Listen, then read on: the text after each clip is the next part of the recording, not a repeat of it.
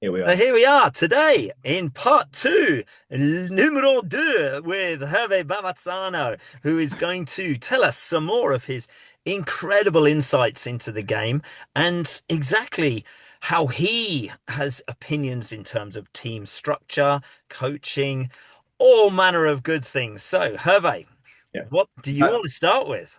Thanks. We're back for more. Oh, I think one of the things we discussed, or we haven't discussed yet, is probably about teamwork and what makes a great team from that. So th that's something for me, which has always been the biggest enigma. How do you turn three very strong individuals and make a great team for that? So, um, you know, that's something which is complex and probably a lot of actually of the viewers, probably in the UK as well, probably figure out, well, how do we get the best out of the teams. The one component beyond the technical skills, like who is the best at their own positions and how do you exploit that? How do they become the best in their role and not trying to do something that the other person is doing? Because you get a lot of that, because almost like you may have like too many people who want to take the shooting spot and so on and so forth. Um, you've got to really understand each personality of the teams. In business, for example, like, and that's something that basically me and Sofian and Jerome worked a lot in 2010, 2011. I realized that, for example, the things that could apply applied in business could apply applied to sport and team performance. So, for example, in business, if you look at the different type of personality we are, you always have like four personalities, one being more supportive, always want to help the team. The other one being more, promoting characters who just want to get the glory type of persons, very expressive, very emotional. The controlling persons who might not say much, but just want to get a job done and very introvert, never show feelings, for example, and quite confrontational perhaps on that. And then the analytical persons who just think that about a process all the time and all the different personalities go in there, and there are some great books about it as well. One of the things is the importance of understanding each personalities and how do you understand your strengths and weaknesses with that. For example, Jerome was very analytical in a way in his job, in his mindset, and the way he thinks. So for him, process is everything. And with that, it's Jerome is not generally the guy which wants to probably make decisions, for example, because he would not be the best at probably share, like say, I know what I want to do. This is what we're going to decide. I will probably be more a little bit more of the guy who will decide. But Jerome will probably be the one who more think about a process. We have choices, yes, and we do. And I would have had to respect what he would have thought about this. And I would have said, well, probably there are risks, and you will say this is what it is, and I'll say this is what I think we should do. And I will have to make sure I agree with it. The interesting thing is this the analytical person has to do analytical thinking, and the deciding guy has to be the deciding, and the supportive guy has to support the whole thing, and not the other way around. And what we found basically at the time is that, for example, Sofyan is very supportive. Therefore, Sofyan wanted to help. And you'll have loads of people like this which just want to help the team. And in order, for example, like to get the best out of those people, you've got to know how you can use your communications, your skill to really influence the outcome. So, for example, I would say to Sofyan at the times, without him perhaps realizing, I say, "Hey, Sofyan, I really need your help on this. I really need you to support me on this. I really need you to help me in the situations, or maybe if we're down on ball, Sofyan, I don't need you to chase the glory. I just need you to help us on this. We just need to play that type of shot because that's what we need as a help." And he will do it, without realizing that. And I will be able to extract the best out of him because that's what he enjoys doing. yes. And understanding personalities, understanding who we are, what our strengths are within the team is very important. Just as important as understanding that if you have a role, you've got to be the best in that role and stick to that role as opposed to trying to do something else. And sometimes also where it falls short in the teams is people are not very open and honest about actually whether they're comfortable in that role. Yes. And having a conversation is, do you truly want to be in that positions? Do you truly like that positions? Is it what you think you enjoy doing best? Like, for example, if you ask me today what my positions will be, I don't like I used to be just a pointer. I wouldn't like to go to a competition and point. In fact, if anything, I probably would like to shoot, if anything, Yes. for various reasons. But ultimately, I would like to, you've got to be honest with people. And if you take me to a competition and says, I'm going to make you point, I'll be like, okay, it's a waste of my time. Now, for that, everybody has to be open. And if I was to really go and try to get the best out of those teams, and in particular, if you look at the England team these days or whatever, if you put four individuals together, you kind of have to be making sure that they're comfortable and know their place and how they're going to exploit the whole thing. So I think that's my view. And, I might be wrong, but I know that this has been very successful for me in business, but also in sports as well. Exactly. I mean, in business, there's a number of books that, as you mentioned, the Yeah. color code book is one in particular. Yeah. Surrounded by idiots Very and things surrounded like. by idiots. Yeah, absolutely. Yes, That's the one. it's Absolutely. yeah, because I'm a very red color Yeah, with a little absolutely. bit of I can tell. yellow mixed in as well, whereas others that would be more green Yeah, would be more diplomatic. that's right. There's others Yeah, that it just depends. And salespeople, I'm a salesperson, yeah. we're typically very driven, looking for glory, looking for accolades. Cool. Other Recognition. people, as you see, yeah, other people are more analytical, and it's Cool. getting that cohesion and that communication in a Yeah, team. exactly. It's vital. Absolutely. And this is where we fall short, for example. I'll give you a little example on this. At the end of 2012, Jerome and I rarely argued. In fact, like we're best friends for very long times. We argued once in our lifetime, which was basically actually when, in fact, in the last end of the World Championship in France. And we were playing the Nations Cup. And honestly, in my mind, I'm going to be honest with you, it didn't particularly matter because I was really aiming for a big shot in the World Championship as opposed to basically the Nations Cup.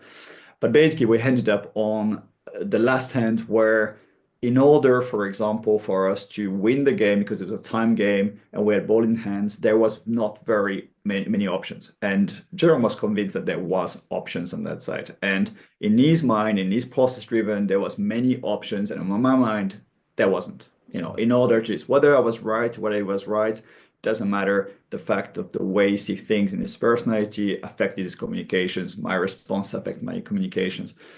The main thing is in those things is communications get to be revealed under pressure. Now, and without pressure, we're all good.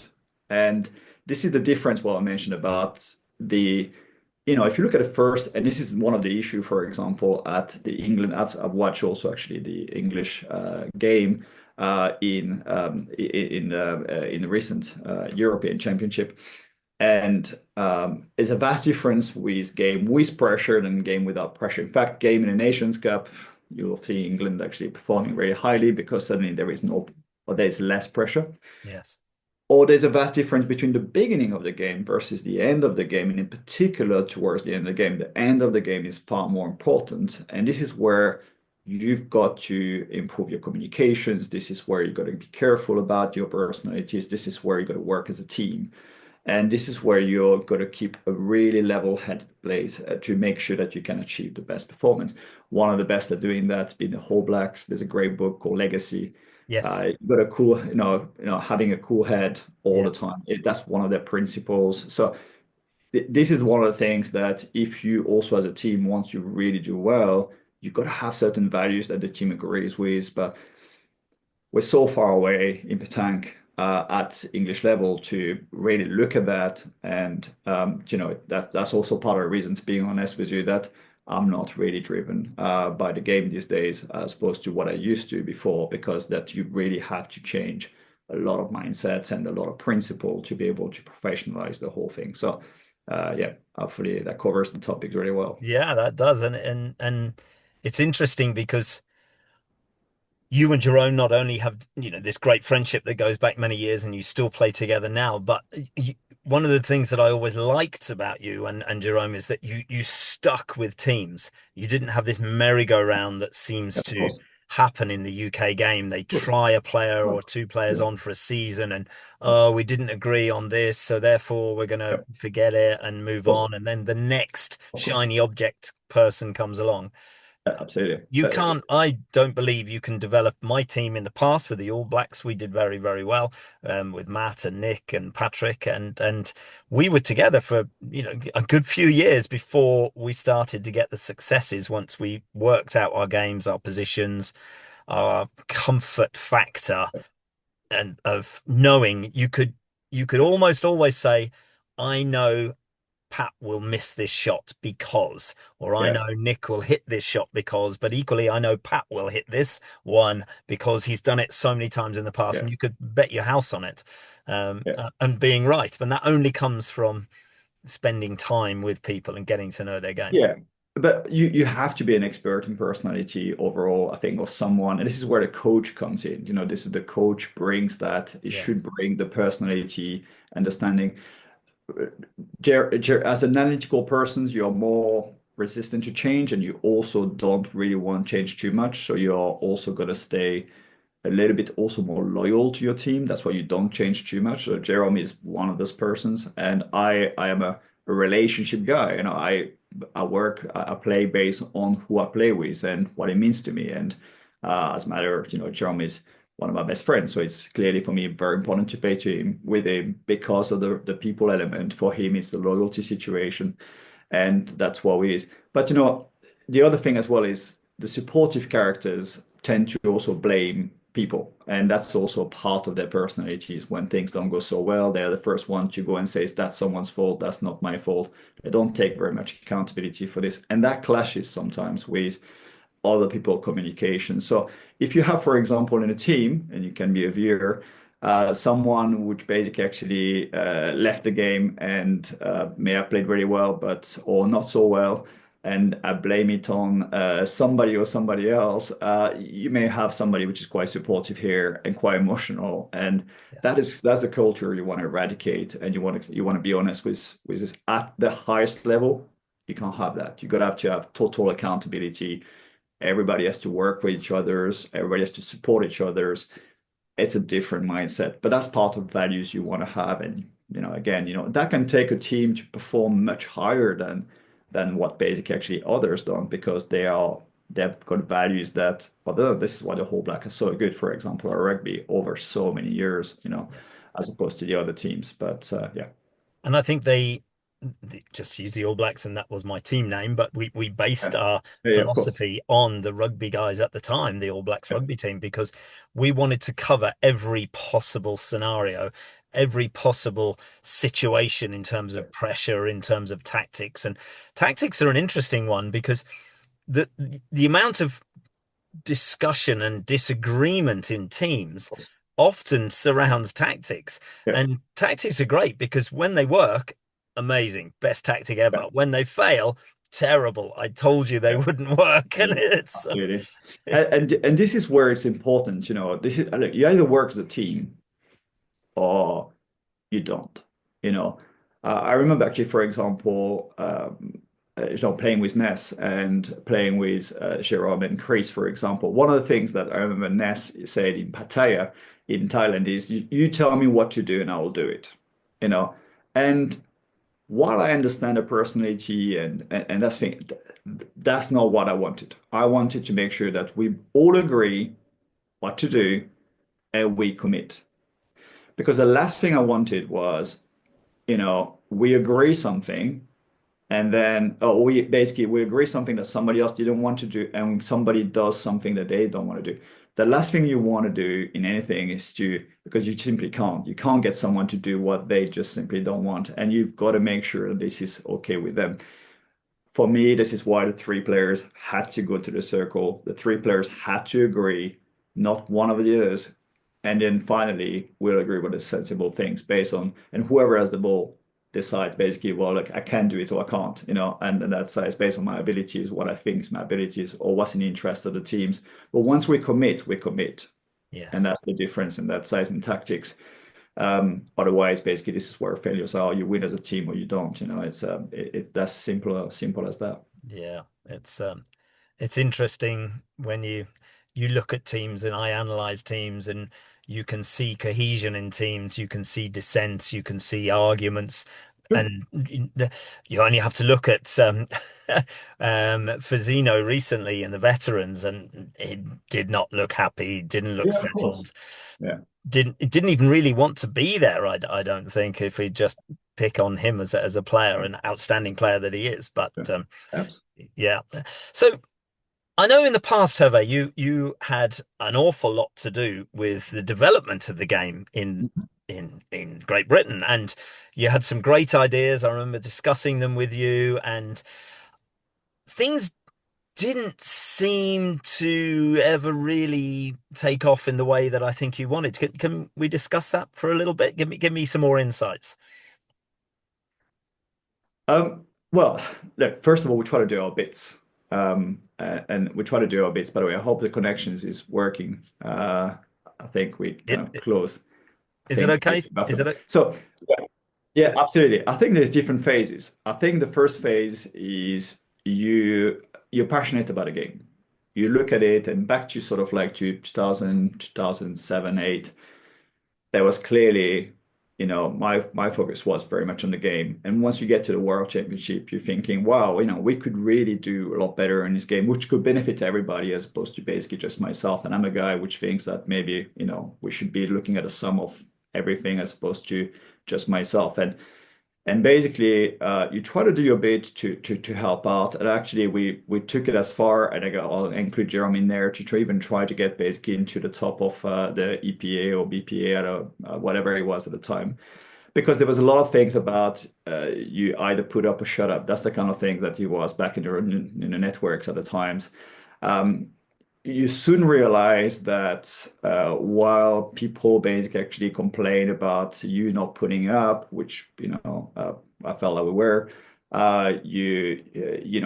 they do like their place, they do like their positions, they do like this stuff, and so you felt also actually you didn't realize so the amount of people which would really challenge you for doing the right things, and so we decided at the time that it was simply not worth it to be involved in politics as opposed to Gotcha. really looking aside of what we enjoy doing, which is to play the game and share the game. So I decided to concentrate on two things. The first one was to try to bring have the international standards in this country and really helping basically those competitions we mentioned about Arrow in particular or attracting some sponsors, like Ricard and others to be able to be involved in the game. That was good also. That was quite successful. Yes. And really just helping the group mindset of trying to encourage people to do something similar as well. And also actually just to get as many people as possible abroad. And that was the next thing as well. So I remember some brilliant trip to Blangy that I helped support it and organize, or some invitations we got outside. So there was a lot of teams that started to go out also as a result of that. So, and also finally trying to help them, some youngsters to be in the game and helping out. And I remember back in the days, going with, again, with Jerome to do some supporting some juniors and teams in Milton Keynes and helping them with their development and training and all the rest. We were actually doing quite a lot of that at the time, and we felt it was a lot more productive, I think, on that. I don't think things have changed dramatically today. I can see still some massive divisions from what I can see, a lot political. I don't. I used to use Facebook just to have a look at that. Now I'm a bit less on Facebook because I've lost Yeah. interest a little bit in this. But I don't think things have dramatically changed on this. I think it's a shame because, we should be a progressive sport on that. So, and one of the things, for example, that I had an idea, and I still think is probably the best thing that can happen to this country, is really giving what people want and what people are really proud of in the masses in the UK is to represent their region. I think the inter-regionals used to be, and I don't know if they still are, but they certainly actually were the pinnacle of basically or for a normal player, a recreational player, was the pinnacle of the season. Yeah. This is where you had the Still most is fun for, time, yeah, yeah, and it is. You used to have the champions of champions and others. And when I see, for example, these days national titles, having like three people and a dog, in there, yeah. and it's very sad because it shouldn't be this way. And I also don't think that we should look back and say, look, back in the days you had this. What can you do about it?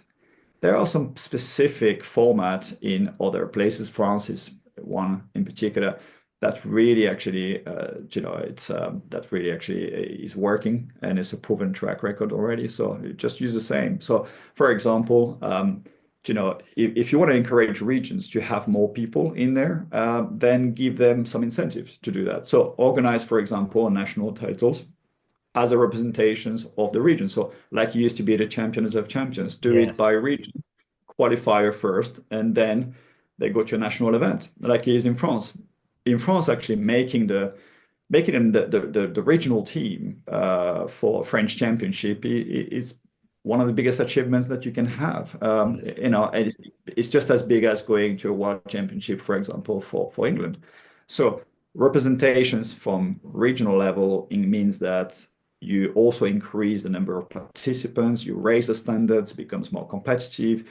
You also give the place allocations based on the number of licenses that you have. So the committee has to work on trying to expand every year the membership so you can get more places represented and there. And then you have your all sort of the best from each regions in one place one time, and they fight for the regions as opposed to fighting from an individual person.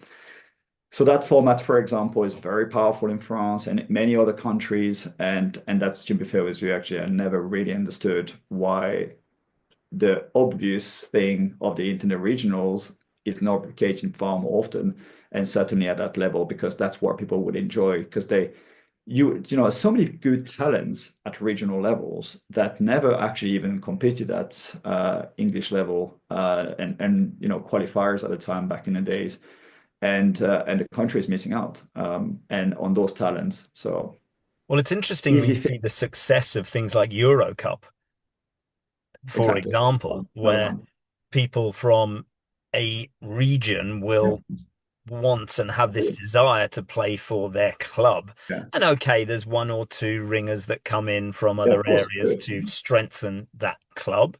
But I think that's raised the game, Sure, certainly. And I sure, I admit I haven't played in it, but I have watched it, sure. observed it, Yeah, and of I've course. seen the passion and the drive. And if that could be replicated in whatever way, Yeah. and I know you don't want to talk about looking back, but I remember my very, very first national championship, the qualifiers for, to get through to world championships. I think it was 1985, Hmm. 86, something like that. And there was 120 teams of triples. Yeah, And it yeah, was a great honor in yeah. our to get through to the main Yeah, of was course, magnificent. of course. We're in the last 64 in the country. My God, we're in the last 32 in the country. Yeah, My God, we made the last 16 in the whole country. Okay, there was four qualifiers, but we came home with a pride and a passion. And now, as you say, you're lucky six, seven, eight teams, and there absolutely. doesn't seem it was interesting because I remember wanting to go. There wasn't as many choices of competitions. That is a given. So it was people wanted to play, and it was in places like Copthall and Milton Keynes, and that there were great big open terrains. But you could beat the likes of Norfolk Square. You could beat, you know, oh, the Petanque, lots of really good Hmm. teams at the time, and you come home with a scalp, and Yeah, your of course, game would go up, and your opinion of yourself and your team and the cohesion would of course. With that. increase. Yep. But now it's people, it's like they don't want to lose. So they just say, well, there's no point. We'll just lose. Well, you want to learn to lose because then you can get Yeah, better, of but course. it Absolutely. doesn't, Doesn't. But you doesn't, need those yeah. platforms, you need those things. Like I said, this is for me the bloody obvious. The Europe tank for the Euro Cup, for example, is the bloody obvious. You represent a Yeah. club, a region. There's a pride, there is a purpose attached to this. It's a simple format as to why it's not implemented. Champions was some way towards that, but because you've got two competitions, you lose a bit of identity. When you create a competitions, it has to have its own identity. It has to mean something to someone. And I think that those are some of the changes we were trying to implement, but never really pursued it to the mix. And also, you just realize that it's just far too complex to try to bring people together in that sense. And actually, people were too attached to their positions as well. So I was like, okay, let's just do something else. That's it. Um, on something else, actually, yesterday we talked about on part one, we talked about basically winning ugly. And one thing I thought of, and one thing I forgot to mention, is if anybody's going to need doubt of this and how this is applied to the highest level, just watch Romain Fournier, which everybody will know, is an absolutely phenomenal player in France and has been basically winning actually, the major trump everything French championship so many times, played for actually for at European level for France and everything. Just watch basically actually the way he plays, and in particular the recent games on the French Championship triples, uh, and how they demolish opponents by forcing them to basically make mistakes. Obviously, it's a complete contrast with the typical French game where they shoot on every single ball meter away from the caution and all the rest. But it is so effective. Of course, the score will be always very tight, generally speaking, but they destroy somebody with patience and endurance, and great strategy as well. So again, like I said, this is not like it doesn't work anymore. It does work and it breaks teams. So that's something that basically should have a look at. Yeah, so Romain Fournier is your guy if you want to look at something strategic like this. Fantastic. Well, interestingly, I filmed Freddie Anglade, who I met in Lyon when I was filming and playing there this year.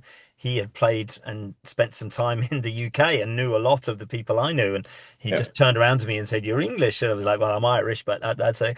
And so he said, "Why are you here filming?" And we got chatting, and he was chatting about Barry Scott and Nikki and Claire and all of the loads of people. yeah, And he literally said, when I talked to him, he said, "Well, I'm in the last eight. I should win this competition." I was like, "Okay, you're a bit, I like this. Why? Why?" And he said, "I grind people. I yeah, point them cool. to death, Grind. Mhm. Yeah, grind them down, yeah. You will point get them to tired. death, shoot when I absolutely have to." And this was in the singles, and he did win. Then he came back and won the doubles. Then he Of went the course, next day to absolutely. another Yeah, tournament, won that. And him and his partner, his teammate, they were exceptionally good at yeah. just annoying people. Yeah, absolutely. And they when I talk about the team in particular, they play with phenomenal shooters. Yeah. You look at some of the guys they play with, for example, in the French Championship, and the shooter that they had, one of the best shooter in France. The name escaped me, but it's one of the best shooter in France, and he hardly misses. And you would probably say, why on earth are you not going for a more attacking game? And he probably himself would prefer a more attacking game, but he knows he is committed to that particular game and he Yeah. knows it works and he knows he succeeded and they will destroy opponent this way. And if it wasn't actually the fact that they played against a phenomenal Henri Lacroix in a semi-final, for example, in the French Championship this year, they would have won the whole thing. So it does work. You got to play your strength and your abilities. Of course, if I was like the Madagascar guys and had like the firing power, maybe it would be slightly different. But we're going to be realistic in our games. I observed also actually the games, for example, for the English teams. At the Euros, a few games I watched, and again, you look at it, and that type of games again could be very much applied. You don't have to always be attacking, attacking, attacking. You got to play Yeah. the right shot at the right times. You got to really grind people. Got to play on your strength, and you can definitely do that in the UK until you get to certain other levels, like I've seen for the German this year, or for example, generally the French has. I think there's a game that I filmed in Worthing, which I think you would really enjoy watching. Mhm. My friends from Cherbourg came over. One of the young players, Gouven Chantreux, playing with his father, and Cyril, and they played against Jack and Matt Horrigan and Dave Plumoff. Yeah, They went 12-3 up, Team Plumoff, and yeah, yet the French guys, not a problem. yeah, yeah, Cautionnet, like yeah, five cauchonnets on the trot. yeah. They That's came it. back to it. I Mhm. won't spoil what happens. Watch the game if No, you no, of can. course. And if That's anyone it. who hasn't watched it, check it out. Yeah, well, The I know that triples. they won both competitions, so I guess like they won 13-12 already. Well, But again, it's pressure and again, it's like how do you keep your pressure, keep your exactly. composure under pressure as well. That's another one. How do you when you get so close to it, it didn't again like how does the team react to it? How does it keep the composure, the concentrations? Yeah. It's very important, and that's generally when we start losing it, and when things become a little bit more blurry on that. So Yeah, I think that leads on to a good question because concentration, the thing that I've learned and that I've developed as I've got a little bit older is that you yeah, cannot physically concentrate for 100% of the game. You have to yeah, have your concentration at the right imperative times, and yeah, then you've almost got to let it go when it's not your play or yeah, when someone's measuring. You've got to take your mind off so that then yeah, when it's important, you can put your mind back in. And the yeah, way I've always looked at it is as I'm approaching the circle, this is where the game cap comes on yeah, and the sure. game Yeah, head yeah, and of course. straight back in the zone. Or when there's a tactical thing, it's like no more Yeah, chatter, get yeah, in, what's that's it. important. And but having that ability to switch on and off is Yeah, very difficult for a lot of it people. is. They It get is. exhausted, like you said yesterday. Yeah, Bull fit is yeah, very different to running fit. It's very yeah, different to lifting absolutely. weights fit. That's And right.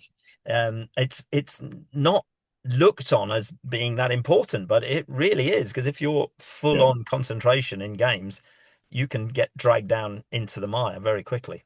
Yeah, I think you made a good point there. And you know, this is great if you like rugby. So this is something that I was talking with Rory Underwood, you know, like the Huh? former English player, one of the most capped and well, most actually scored the most amount of tries, you know, I think in England history. Got And crushed by Jonah Lomu, I remember. yeah, I think so.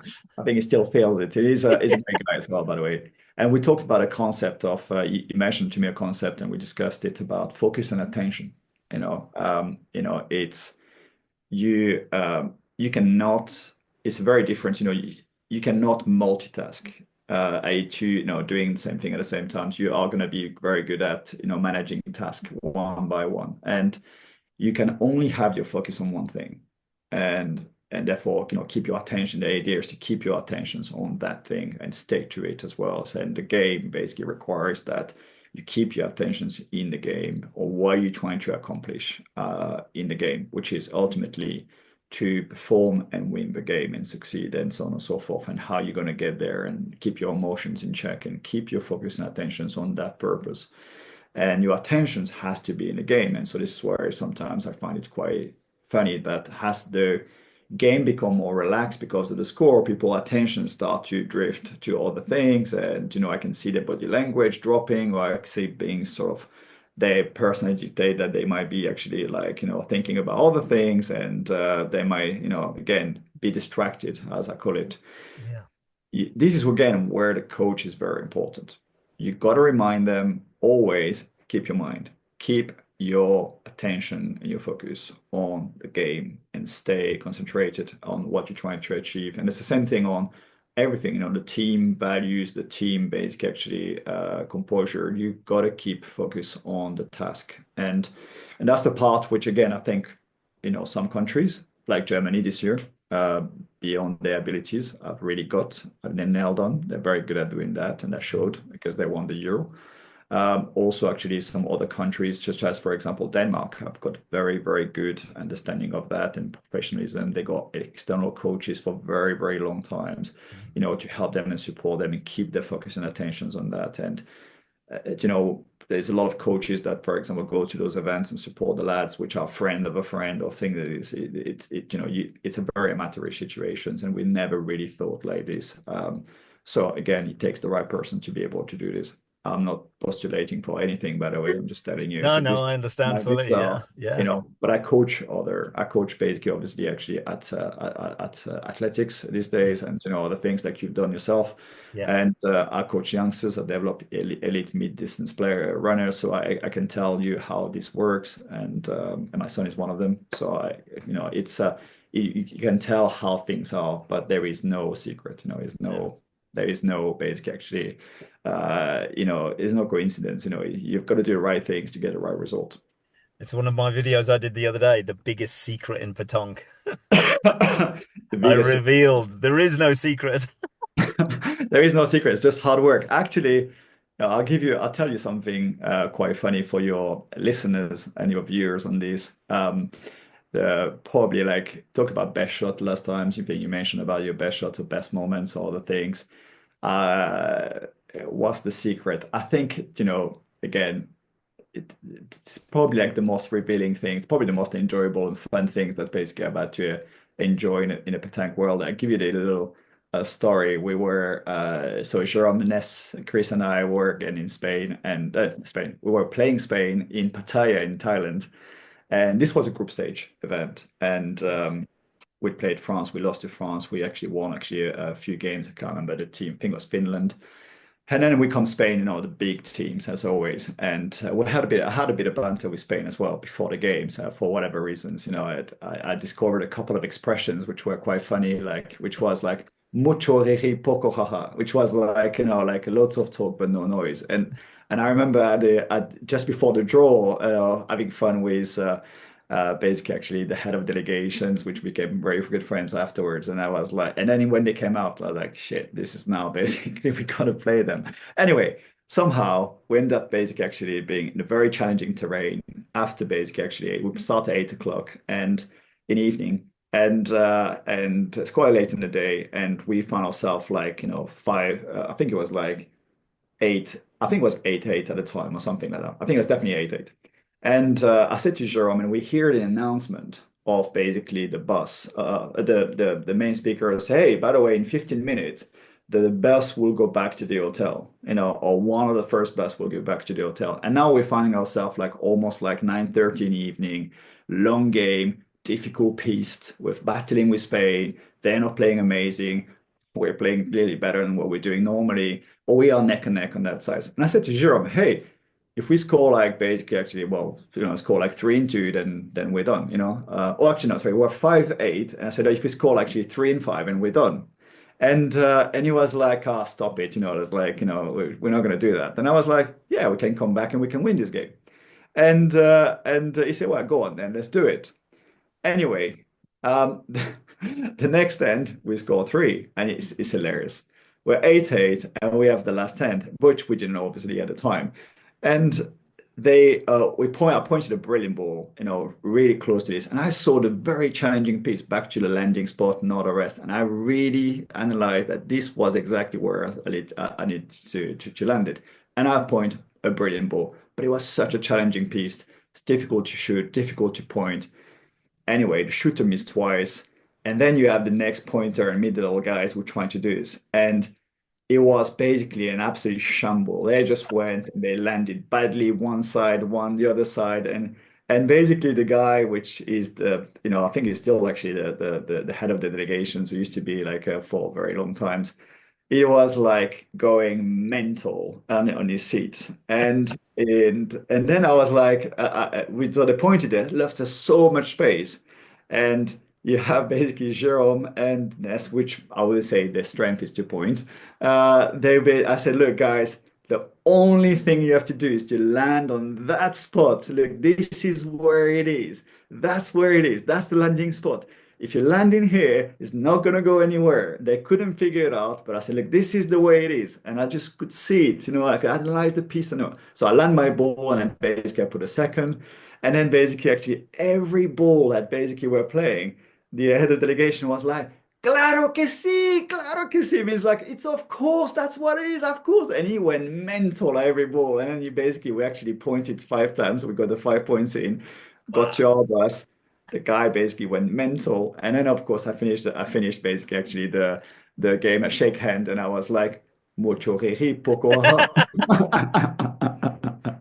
And our claim to fame that was we beat Spain basically actually 13-8 and Wow. I think being 5-8 down. It was phenomenal. But the whole thing, like the way was mental about it. So it's not like just the perfect point or perfect things, but the situations where you analyze something, you saw something that even actually phenomenal players didn't see. And we on paper, we should have literally been absolutely, I'll say like, smashed by Spain.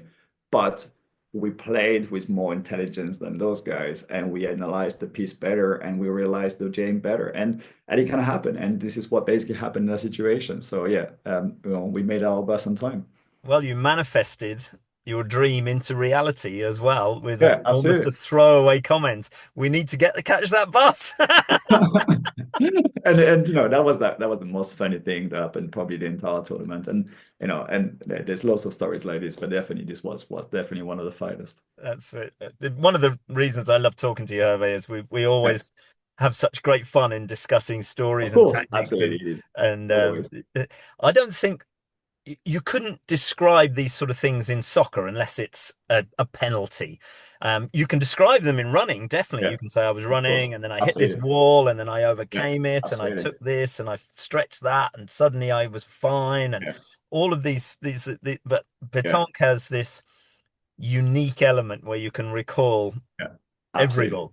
100%. I don't know. I mean, that was 2007, so tells you how long it was. And I still remember the occasions, like if it was yesterday. And there's many things, for example. So you remember your big games, some of the qualifier, for example, 2011 to get to Yeah. the Euros and double qualifications. And you remember the selection of the quarterfinals against in 2011 against in Sweden. I think it was Göteborg. I think we were. So you remember all of that and how it felt and the games and the qualifiers. And I remember, actually almost like, I don't say screaming at basically at Sofian, but I said, when we had to beat Israel to get to the quarterfinals, it was like never been the best opportunities. The guys were good, but it's like, okay, we can beat those guys, and we had done one once, and there are certain things that you're like, just do what we just say. Just play conservative. I don't know, just do the job. Let's keep the Yeah. same thing. Let's keep our composure. Let's keep our winning ugly mentality. Let's keep doing what get us there. And then when you do the right things, again, you get a right result on that side. But you have to keep your focus and attentions and your composure and still actually go back to the same thing, which is let's just have fun. Because I remember even before that game, we said, look, it's fun. It's engaged. What's the Mm. worst can happen? Can lose this game, and so what? Yeah, Yeah, we it's a discussed that marathon game. so well yesterday. That's it. It Exactly. was, yeah. So I don't think we discussed your most memorable single shot. Yeah. Well, I think I think no. There's plenty of things, of course, that basically you say everybody say, "Oh, I remember this thing," and others, but ultimately, basically, actually, it's not quite a shot. It's basically actually, I said this moment in Spain is probably will Yeah, be my moment in sense of moment. it was. It's more than a shot. It's spotting something that others hadn't seen. Yes. And that for me was the most important. And sometimes, ultimately, pretty much, we all can shoot and we all can point in principle, on paper, to some Yeah. degree of performance. And I said to you, in my previous part one, I said, yeah, they're the best shots about how you lob and all the rest in certain degrees. Again, you can do all those things, but it's saying something that someone hasn't seen. Mhm. And probably like one of the best, the finest moment, like I said again in part one, is basically also bring Martin Baker at a time where we most needed it. It's not a shot, but it's the moment where you realize you can gain a competitive advantage over somebody else. And I think it's a lot better than saying, yeah, I achieved that spot carol at a time, or I can tell you when basically actually I've seen some incredible things. We've all seen some incredible things, but when the moment where you realize you have done something, you've seen something or executed something that somebody hadn't seen for particular reasons and got an amazing outcome, that's when you think that you remember that part. Oh yes. Yeah. That's I know that you have mentored and worked with players, all different ages. As you mentioned, you did some work with the juniors back in the day, 2007, 2008. If you were if you were talking to a senior now, Yeah, someone like myself who's just taken up the game, as opposed to a youngster, because they've got lots of flexibility and they've got lots of drive and passion, but someone who's just coming into the game, because this channel is that yeah, a of lot of course. the people that Yeah, watch that are my age group and your age yeah, group. So what single bit of advice could you give to someone who is, let's say, a year into the game? Everyone's telling them what to do. Everyone's yeah. saying you should do this, you should hold it like that. Don't listen to him. No, don't listen to her. She's crazy. Throw it open hand, just get it anywhere. It doesn't matter. Is there one small bit of advice that you think is gold? Yeah, I mean, there's a lot of things. The reality is the same when you coach anything in business or, in performance sales, whatever you want. First of all, actually, the first year is that just enjoy, have fun, and embrace the mistakes. You're going to make loads of them. Just enjoy doing it. The more you make, more mistakes you make, the better it is. You're gonna learn only by doing basically actually by making mistakes. So that's the first one, which is the obvious one. The second one is just be realistic. It takes time. It's not because, for example, the game allows you to go and hit a ball, or just like even like even if you land short on others, that you're going to achieve consistency over a period of time, in particular at the high standards. So it's going to take times, and generally, we talked about the 10,000 hours and the 10 years of practice, or quality of practice in particular. Yes. That's the case. Maybe in Petanque slightly less, but ultimately, basically, actually, it's going to require some time. So be patient, be committed, keep enjoying the game for the right reasons. So that's also important. Um, the final one I said to you is surround yourself by really positive people. You know, uh, again, goes without saying, but you could have a lot more fun, and Yeah. surround yourself by people that going to help you, support you, and really care, and are not going to bring you down for whatever reasons. So I think it's really simple. Above all, probably I just make also a good selections of balls because it also, I mean, anybody can play with any balls in principle if you're that good. I remember actually there is in my first early career, petanque, in the early days. I remember once my dad, and obviously very good through my dad, and I was playing quite well at the times when I was like 16, 17. We played with a phenomenal guy called Charles Simo, which basically is called Charlie de Gemenos, which if you look at the Marseille, the Marseillaise, basically actually he's Yeah. won it several times. I don't know how many, three, four times. So my dad knew him well. So we decided to, so one day he made me the honor to play with him. We played this, and I told him, I said, hey, what sort of Charles? What basically Charlie had some Charlie, what sort of ball would you recommend? He said, look, Abby, it took like two artichokes from, from basically the next thing. So he put an artichokes away, he threw the artichokes, which had lots of small spikes and all the rest. He hit the artichokes. He said, if you got a talent, it doesn't really matter. And you're absolutely right. But I do think a ball choice is important, and I think the right size and weight is important. So, in particular, as you try and improve your game, just make sure you also have the right that part in there. Other than that, just basically actually just do as many events as you can. That's it. Just travel and Exactly. and have fun.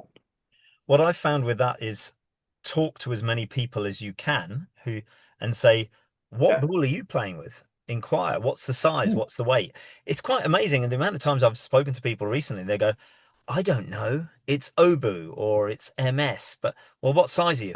I don't know.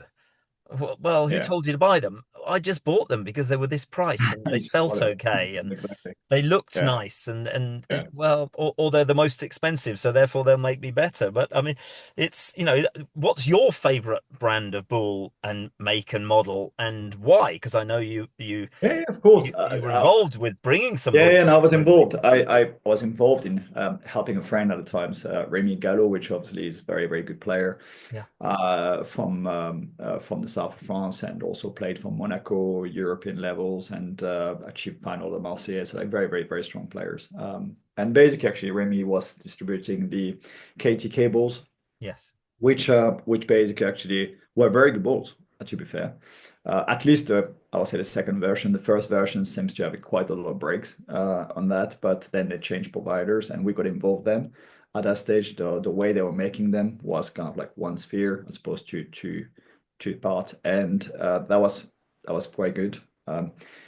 They had quite good affordable balls, to be fair, were just as good as any other balls on that side. But they yeah, also developed with Dylan Rocher some really good balls, which, the Dylan Rocher ball itself, a little bit like, for example, like Michael Jordan had the Air Jordan. So they yes, tried yeah, to get this particular, and I think that sold a lot of balls too as well. So that was yeah, good. They were quite popular.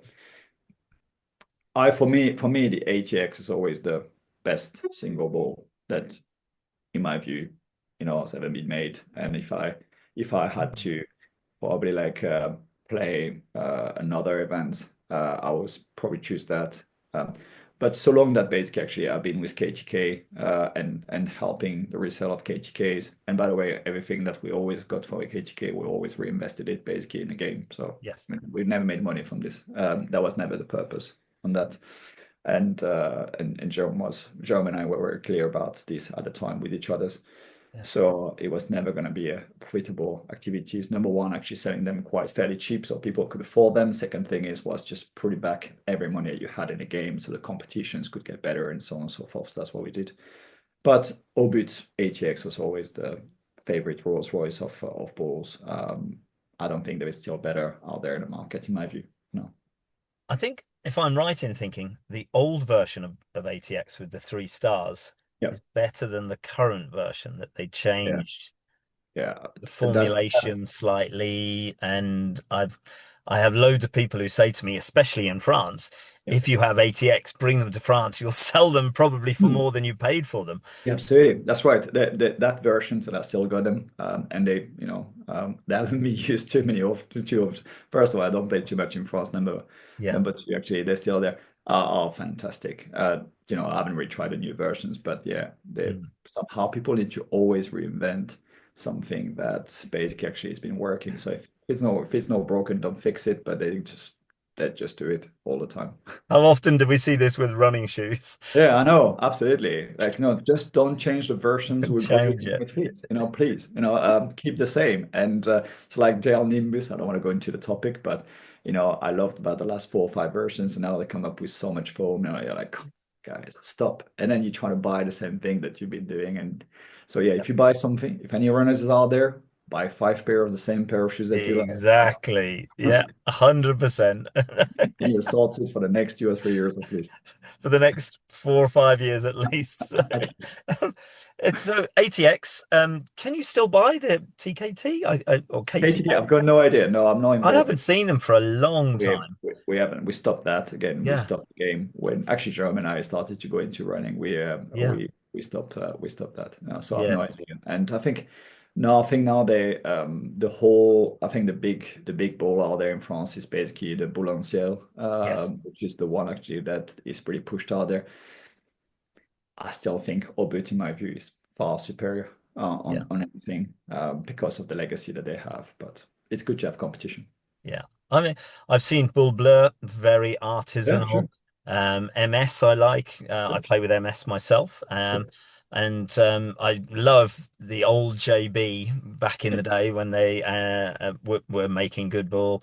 yeah. There's loads of new ones. A Karasek have brought a new ball out as Good. well. They're a new brand in Absolutely. France. It's good. And I'm going to be in the future doing reviews myself whenever I can get Please. my Yeah, little please. hands on these and certainly trying to help people choose. Because one of the questions I get asked a lot is, what should I choose? What Yeah, of size? What weight? What's course. good for Absolutely. me? And as you've just said, it's just throw a ball. I mean, I saw a junior in France recently, Yeah. 1,000 ball that he shot, and he hit like Yeah, of course. ridiculous amounts of it, throwing Yeah, every shape size. They weren't all of course. 680, Absolutely. 71s.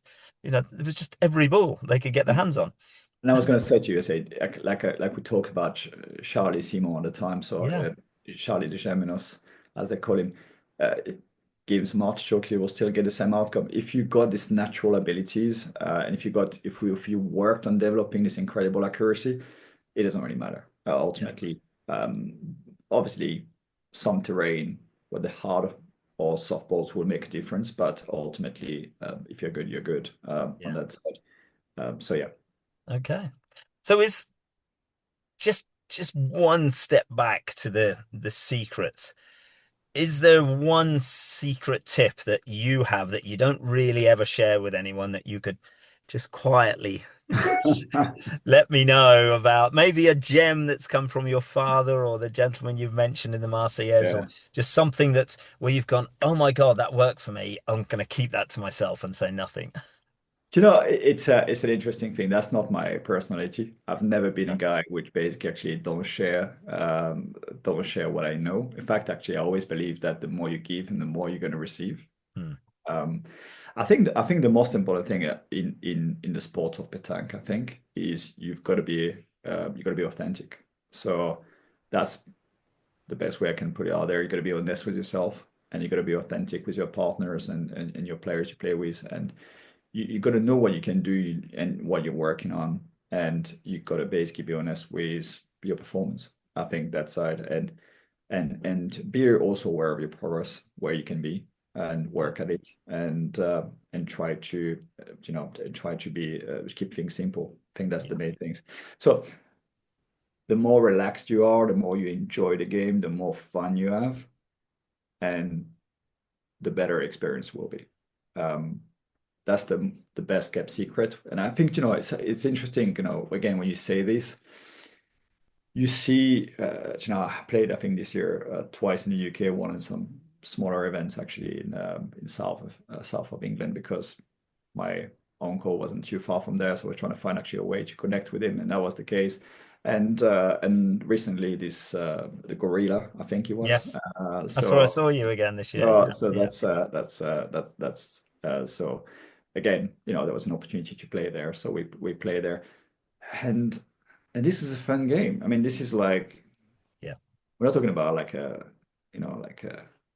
life or death here. We're talking about basically having fun for one day, enjoying yourself, seeing people, but also actually trying to be the best you can be. And that's always going to be the case. And every ball is an opportunity. Every situation is an opportunity. And you you see that, and if you take like this approach, you're going to play a lot better. And in fact, you're going to enjoy yourself a lot better. You're going to get a lot more out of it. You're going to really express yourself. If you don't do that, if you really stress about it. And I remember back in the days, at times before we really had the Martin approach in there, like I said, you almost like you go to competition, expect, and you almost think that I have to play the way I may have to play the World Championship, or it's like you put yourself so much pressure for no reasons whatsoever. Mm.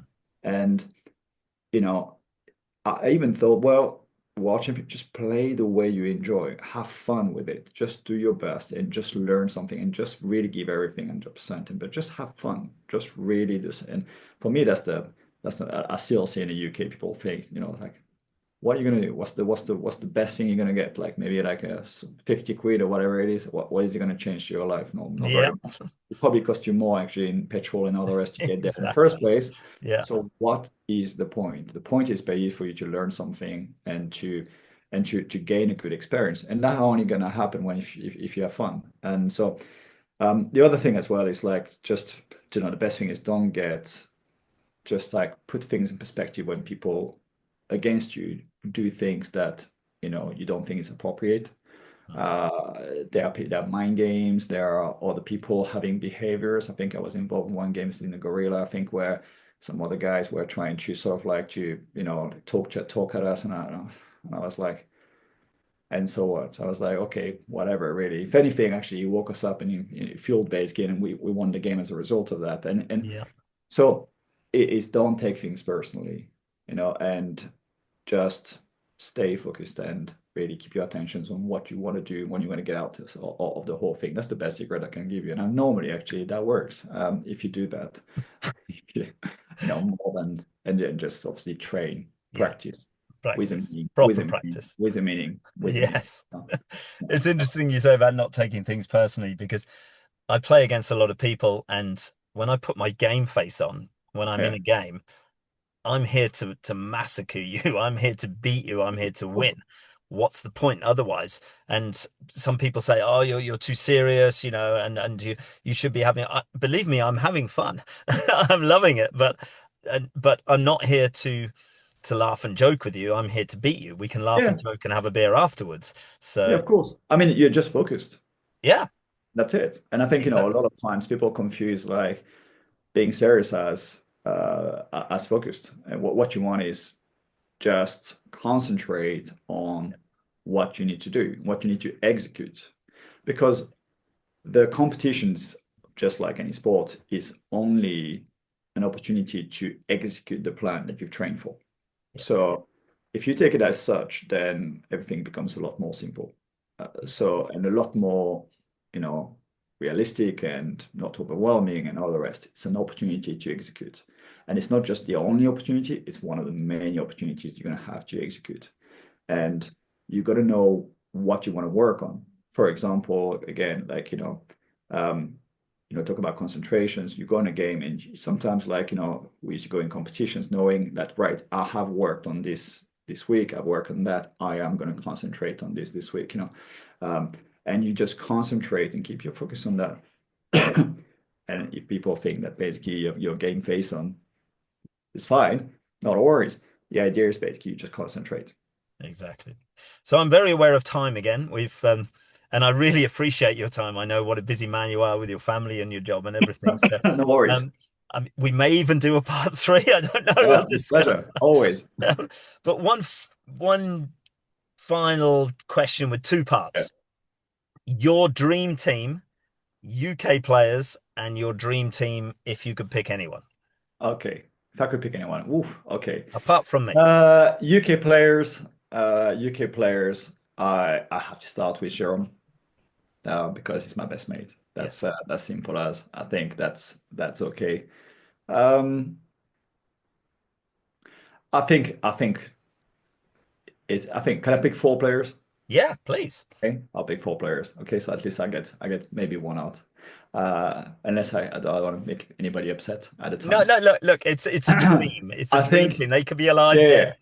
I They think can I be think young I and old. would, if you have to get people at their peak, and I'm talking about their peak, right? I'm Yeah. not talking about people at where they would be now in this case. So if you take everybody at a peak, I think without a shadow of doubt, I think, Michel or Castagnu at his peak, Yes, without a doubt, he will be actually in my team any time of the day on that side. I agree. I had a pleasure to do some qualifiers with Michel's, and that was quite special. And I was shooting ahead of him, and we were just having fun. It was just like a shooting spree, all the Yes. times. So Michel definitely would be in there. I'll probably have to include Sofian to some extent at this peak. Again, Sofian probably not what I'm seeing these days, from what I can see. But he's getting old and he's a lovely guy. But like I am, like everybody else is. But Sofian, like 20 years 15 years ago, in the right mindset, that would be like quite something. So yeah, Jerome, Sofia, and myself, I think that probably been so Jerome, Sofia, and myself, and Michelle, I think would have Sure. been quite an interesting basic, actually, like a team as a thing. But maybe not the most balanced in terms of pointing. I think I will probably have to be doing a good job on pointing, otherwise we're pretty screwed. But I think again, Sofian had quite a big game on pointing as well. Yeah. So I think he was a pointer before being a shooter as well. So I think that could have worked as well. So there's a lot of things in there. Yeah, that's probably what it is. In terms of international players, it's an interesting one.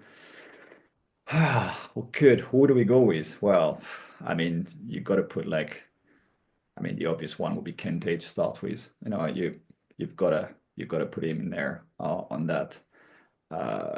That's quite something. Clearly, I mean, still what he does is The phenomenal. longevity of the Yeah, man and Susho is remarkable. it's those two are just incredible in Yes. terms of that.